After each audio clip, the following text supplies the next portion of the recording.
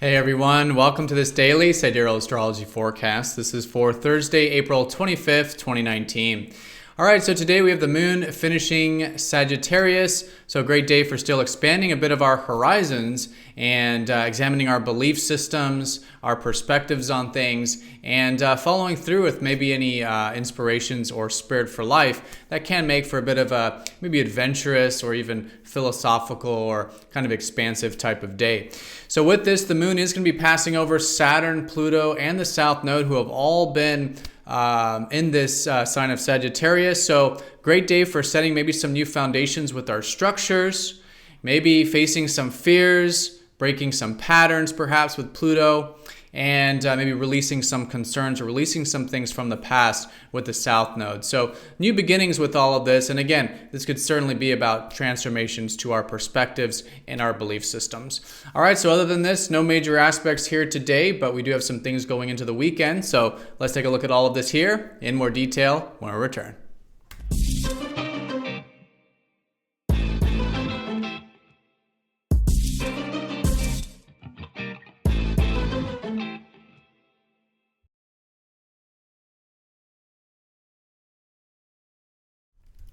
All right, so here's the sky for this Thursday. Again, we are using the actual size of the constellations as seen in the visible sky. This does change the signs from mainstream astrology, which does not use the constellations. And so you will notice the signs are different. If you are new to the channel, definitely check out that link down below for more information. All right, so here's the moon sandwiched in this stellium, very close stellium between Pluto, Saturn, and the South Node, all in Sagittarius. So the theme, first of all, about Sagittarius is about being aware of our beliefs and listening to our spirit for life, right? Because Sagittarius helps us expand our worldview. And so anything today that helps us do this is fantastic. This could be through philosophy, astrology, manifestation of potentials, whatever it is that expands our worldview of life. Now, with these three planets, however, there is this sort of new beginning. You can think of this conjunction as a kind of new chapter with this very collective energy that we've been experiencing with these outer planets.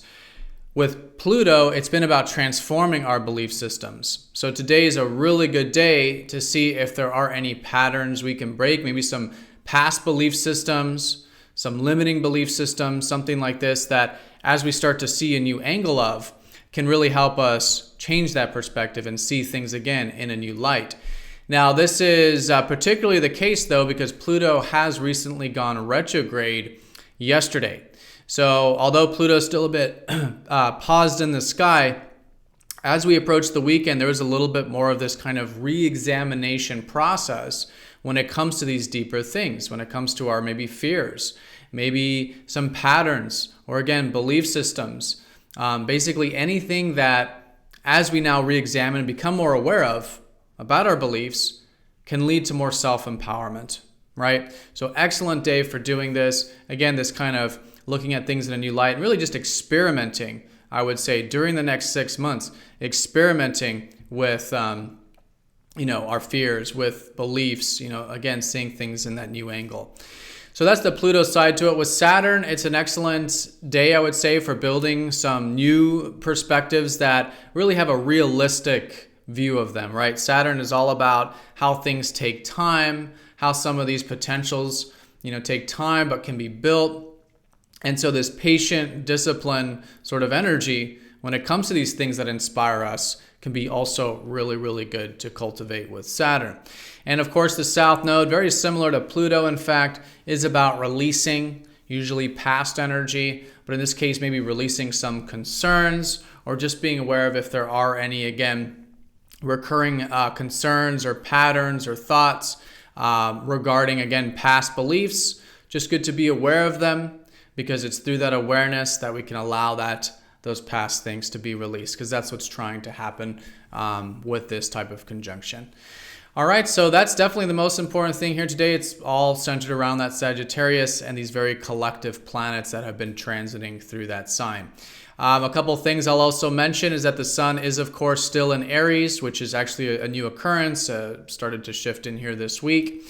So great time for also fire energy, of focusing on things like expressing our needs, expressing ourselves in general, themes around what builds greater sense of confidence, self-assertion, self-esteem, these kinds of things, which is about really taking action and initiative in the world and building a greater relationship with ourselves in the process, right? Because that's where we really build our, trust with ourselves, trusting our instincts, our gut, right? Again, in the experiences of things. So really good time to experience through action, through initiative, through self-expression with the sun in Aries. All right, so a lot of fire energy with this, but of course we still have a lot of watery energy. Mercury and Venus are still in Pisces. Our minds are still in the ethers. Great for listening to intuition, dreams, intuitive energy, psychological stuff. Venus is here, great for this etheric stuff in relationships, receptivity, compassion, trust, these kinds of things. Mars in Taurus, some earth energy too. Mars is about taking action, just like Aries, but in this case in Taurus, it is very methodical right now. It's good to take action in slow and steady paces, one step at a time with Mars transiting Taurus. All right, so that's the placements. And one thing I will mention about the weekend, because it's quite strong probably, but some of us may or may not feel it today, but I'll mention it anyways. Going into the weekend, Mars is going to be squaring up to Neptune.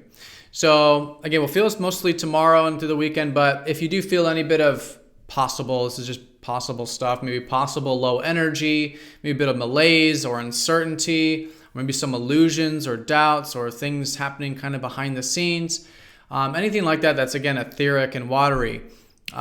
Really good to be aware of that, obviously, but this transit is about essentially incorporating greater receptivity when it comes to our desires and it comes to the things we want in life. So how can we take action in receptive ways? And some good things to channel that into is maybe spirituality, psychology, creativity, developing our intuition. What I really like to think of when Mars and Neptune are associated is like a spiritual warrior. It's like, yes, the warrior takes action, asserts, right? In a very powerful way. But a spiritual warrior like a samurai spends like 99% of the time meditating, not fighting, right?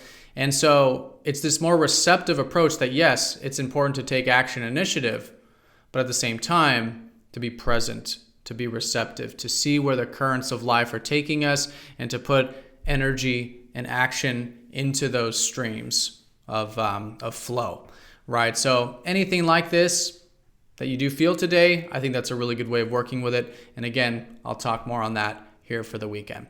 All right, everyone. So that's the day in a nutshell. Most important thing is this stellium in Sagittarius, the moon finishing this constellation now, which has to do with our beliefs, our perspectives, our life path.